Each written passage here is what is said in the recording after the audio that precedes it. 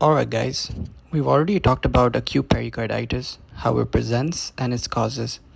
Now let's focus on two major complications or progressions that can follow. Number 1. Constrictive pericarditis. Think of this, if there are repeated bouts of inflammation, most commonly in the setting of TB or after chest radiation, this can cause fibrosis of the pericardium. Over time, the pericardium becomes stiff and inelastic. Because of this, the heart cannot expand properly during diastole, especially the ventricles.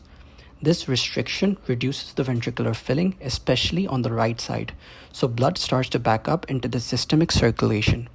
Later on, we'll talk about the key signs and presentation of constrictive pericarditis, like Kussmaul sign and pericardial knock. But for now, remember, fibrosis is equal to restriction of filling.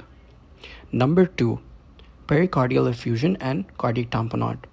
In acute pericarditis, the inflammation causes the visceral pericardial cells to secrete excess fluid into the pericardial cavity. Normally, there's a thin layer of fluid, but with ongoing inflammation, the amount can increase. If this fluid accumulates slowly, the pericardium can stretch to accommodate it, but only up to a certain point. Once that stretch limit is reached, any further fluid will start compressing the heart. This compression can impair the filling of all chambers, leading to cardiac tamponade, which is a mechanical emergency characterized by low blood pressure, muffled heart sounds, and distended neck veins, which is the classic Beck's triad.